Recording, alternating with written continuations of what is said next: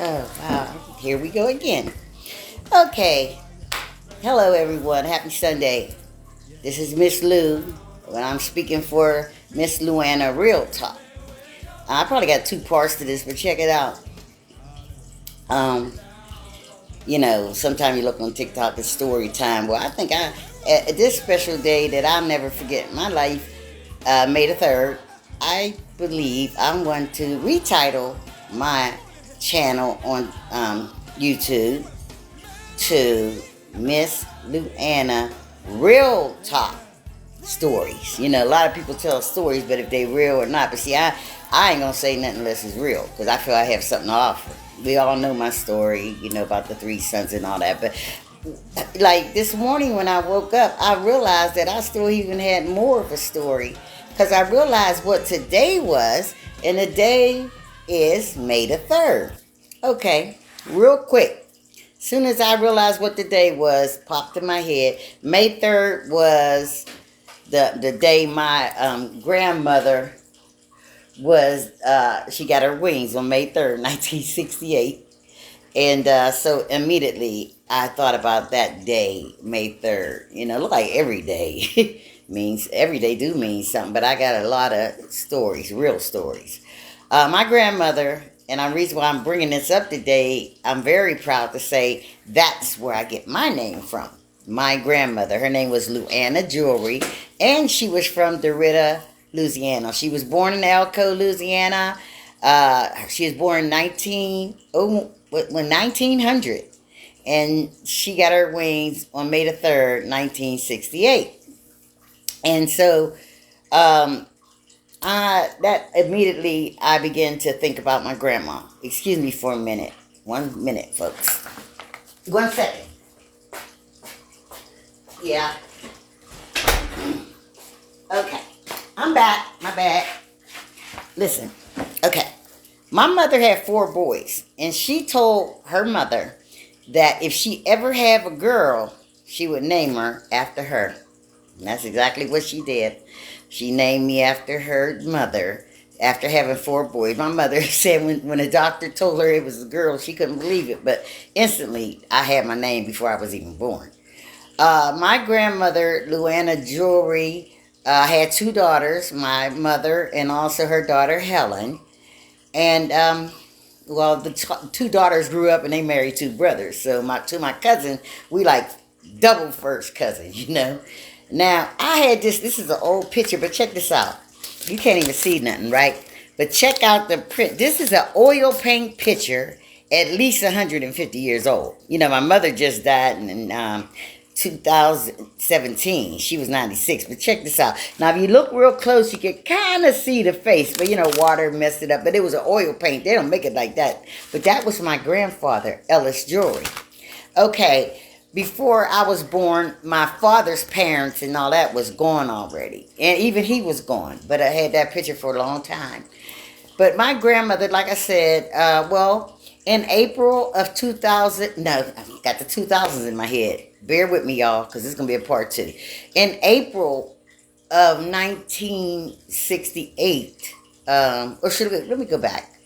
My grandmother came every Christmas to Pennsylvania, 2,000 miles away, but her daughters was up here, so every Christmas she would come. I remember the last time I seen my grandmother, it was like around, like the end of December after Christmas. She would come a little bit before Christmas. She'd leave right after Christmas, go home. So we walked.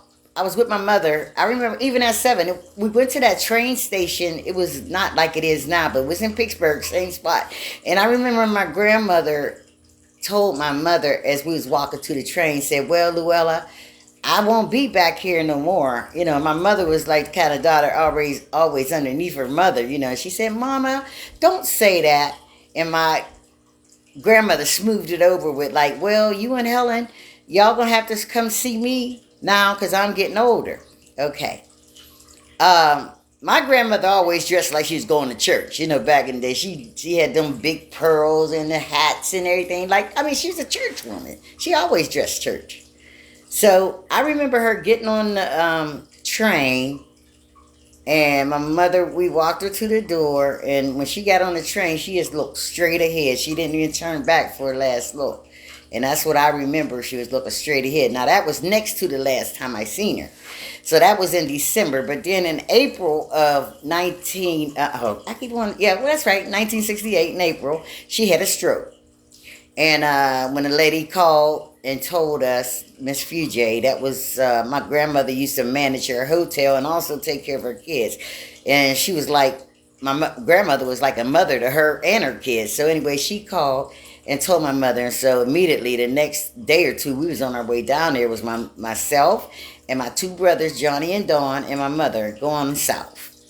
Okay, so when we got there, she had a stroke. She was in the hospital. I remember she was in this little tiny room. And when Miss Fuji came, she had the clout in that city because she owned mostly everything. And she had like 3 kids, and I think it was like 2 girls and 1 boy. The boy played for Miami Dolphins. She had hotels, restaurants there, but she took a liking to my grandmother, and it was like her mother. You know, my grandmother had keys to everything and took care of her kids while she was out on business. So anyway, they put my grandmother in the best hospital room was there. Now, mind you, this was also the year when Martin Luther King was assassinated, and we was very close to there. And at that time, my mother didn't want to let us out her sight because she grew up there. She knew how the people was there, how they were. And the thing about it, even we got to find out, like we would walk to the store or whatever, and they would still have signs up saying, whites only, you know, and stuff like that. I remember I'm going everywhere with this, so keep up with me. I remember it was an empty place, and they said skating ring coming. Well, we was happy because, you know, we knew about skating up here, but when that skating ring opened, they had a sign say, whites only. It's a lot. I'm going everywhere while I come. I know we went to the show, and my mother had told us, you know, like all the black people had to go upstairs, okay, up on a balcony, and my mother had told us, said the reason why is because a couple times the show caught on fire, but the black people was the last one getting out. Now, you weren't allowed to buy no refreshments. You had to walk by that and go upstairs. Well, let me go back. Well, anyway, I say all that to say this. That was the first funeral I ever went to in my life. I was 8 years old. It was 1968. And it was like, I seen my mom bawling, crying. She's like a kind of bright woman. And, you know, and she was like red, you know, just crying, and tears was flowing. And I was sitting right next to my mom. You know, all I know as a child, my mom is crying. So I was squeezing my eyes trying to cry, but I couldn't squeeze a tear out. And now looking back as I'm a grown woman, I really seen this years ago. And this right go with my mission too. I don't care how close you are to someone that's grieving, you can't feel it. I was sitting right next to my mother. I couldn't feel what she was, because I had my mother, you know. And that go on to the day, you know. You might have a mate, and you crying about your child or whatever, and if they didn't ever experience that, they can't feel it. They can empathize with you, but as far as really genuine feeling, and they could. Like, I guess I was kind of, as a kid, empathizing with my mother because I tried to cry with her, but I couldn't. And now looking back, that was a sure enough, real talk thing. You could be so close, right next to that person grieving, and you can't feel a thing. You can empathize and try to feel it, but you can't. And that's what I experienced at the first funeral I ever was at. My grandmother, Miss Luana Jewelry. My grandmother was a real going Christian woman. She took care of everybody on her street.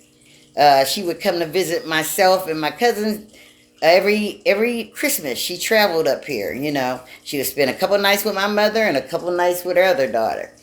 And really, when my new Christmas was coming, I'm more excited about my grandma coming than even Christmas toys under the tree. That was a very special time. That was so special to me. It was.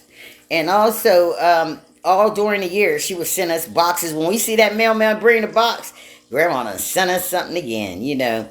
So I remember those days, because you got to remember where you come from. And you got to go back far as you can, you know what I mean? Because I think that's what bring wholeness to our life now that we're grown. I thank God that I'm one that I can remember dates like the back of my hand. And I might have to cut off right now, but that was my first encounter with grief. And I'll be right back with you all as soon as I can in a few minutes. Let me take a 5. Miss Luana, real talk. Real stories.